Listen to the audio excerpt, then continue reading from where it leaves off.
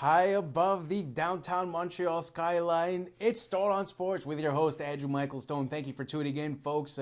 Obviously, I'm joined by the one and only MMA mastermind, as per the usual, the main man, Adam Dack. How are you, man? Man, I'm happy to be here as usual. The set looking amazing, man. A lot of work, a lot of tears, but we're here. Yeah, almost, 45 hours a week that we've been working on this set, so it better pay off. And one thing that should be paying off for UFC fans across the world, of course, is UFC 223 on April 7th.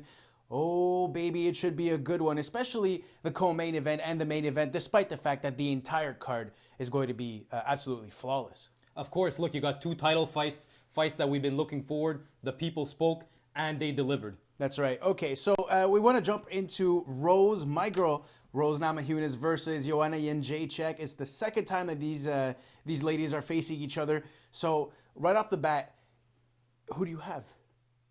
I think, in my opinion, this fight is really a pick-em fight. I don't know where it's going to go because all the pressure in this fight, in my opinion, is going to be on Joanna Jedrzejczyk. She's got a lot to regain. She's got a lot to prove to herself, to her fans, to everybody. So what's the key for Joanna in this particular case? What does she need to do in order to avoid being overconfident? Respect your opponent's strengths. You must stop the arrogance. That's what got you. You were humbled, and the bully got what she deserved in the last fight. Definitely. And in the case of Rose Namajunas, I'm just going to go ahead and say it's going to be important for her to keep doing exactly what she's been doing. Stay humble. Don't allow something as career-changing, as life-changing as winning that championship belt get to your head. You can't get overconfident when it comes to somebody like Joanna, because you know, and we probably know realistically, that Joanna has probably been training a lot more for this fight than probably her past fights. Of course, look, it's all about redemption at this point. She has a chance to redemption, and a lot of people were actually also questioning, she should have had that title chance already, because she lost in a devastating fashion. It's not like it went to a close decision or anything like that. So the question in this fight is, how has she evolved both physically and mentally to face Rose Namajunas? And what do you think it is about Joanna that she necessarily needs to work on specifically? It's just not to go in thinking that she is the absolute best and she's going to walk through everybody. She was not able to walk through Rose, and she's got to be smart about it. She's got to be more tactical, if you will. I think she underestimated the striking capability of Rose and got caught, TKO, or whatever you want to call it. She even tapped out the strikes. That made some controversy. She did tap out. There's this thing called replay that confirms this. So she needs to stop blaming things on like weight cutting, because that's what she did. She started to blame it on the weight cut. I mean, just saying that is as honest as Brock Lesnar when he tested positive for PEDs and blaming it on foot cream. Yeah, I remember that. That was quite the farce that lasted an eternity. And that I 100% agree with what Adam is saying, except the only thing is that I have to go with Rose Namajunas nonetheless for this fight. You know how I feel about her. I've made no qualms about the bias that I show towards her. If we go based on the interviews that she's done and everything that she's spoken about, hopefully she doesn't let this kind of success get to her head, because I really believe that she has a long and prosperous career ahead of her as the champion. I have to agree with you on some point, but like I said, I'm not going to give a prediction on this fight. I have really no clue where it's going to go on this one. Either way, it's going to be a barn burner, and I can't wait to see it. I'm sure you can't wait to see it either. And the one that UFC fans are probably the most looking forward to, without an ounce of a doubt, is the main event that night. Tony Ferguson versus Khabib Nurmagomedov. The amount of support that is being thrown towards Nurmagomedov is kind of makes me uneasy. How's that? He's worked really hard to get to that position. Look, guys, this is the fight I've been waiting for years. This is the fourth time we're trying to book this fight. So far, nobody got injured, nobody got sick.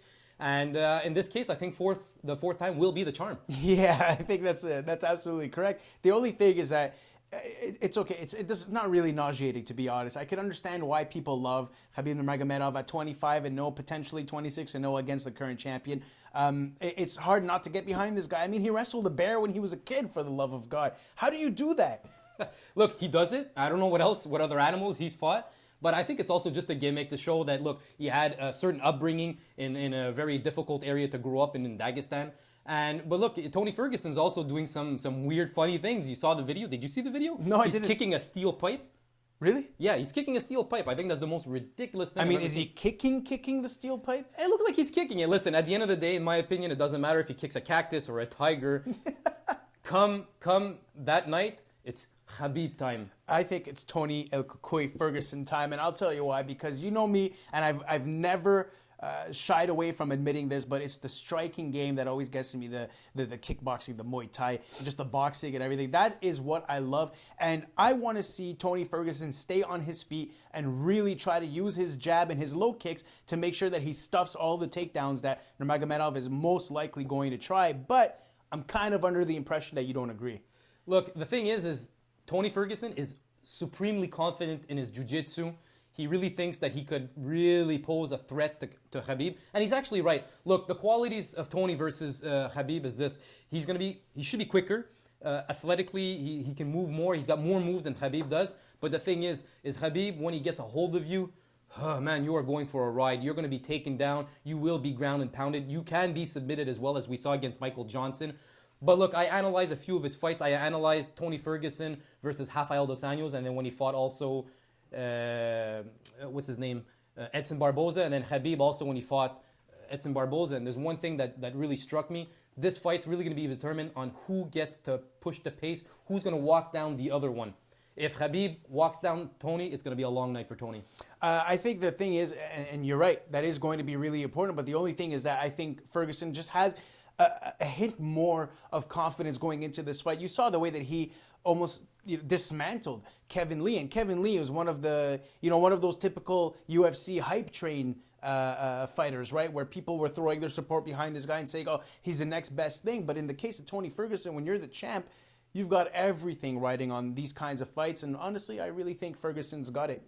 I just see Khabib being much more stronger physically than Tony can even imagine. People have said, they've seen him fight or at least, spar with middleweights, and the middleweights have a really rough time. So for a 155-pounder, he's an absolute nightmare. Did you see the press conference, one of the press conferences with Tony Ferguson? He looks at Dana White and he says, Dana, tell everybody, what time is it? And then Tony picks up the mic, he says, it's Tony time, bitches. And Khabib is like, this is Khabib time, everybody knows this, no Tony time. And he goes on, he's supremely confident as well. I will fight Tony and then 1 hour later I'll fight Conor McGregor, no problem. Really, he has no problem with that. He says, this is not bullshit talk. This is real talk for #1 belt, real belt. So I just see him going in and destroying and doing what he's done. But I don't want to get people upset. Tony Ferguson by far is the biggest threat, the most difficult fight that Khabib has had in his career so far. Sure, and at the same time, I think Ferguson is coming in a little bit as the underdog in this one, not as a betting favorite, but just as an underdog in the sense that everyone's throwing their support behind Nurmagomedov.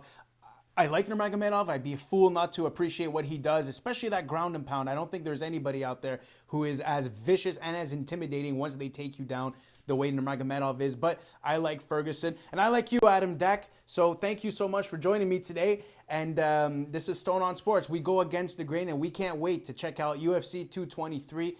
Don't forget, folks, hit the like button, subscribe, leave a comment. Who do you have? Rose, Joanna, Tony, Khabib? You let us know. Cheers.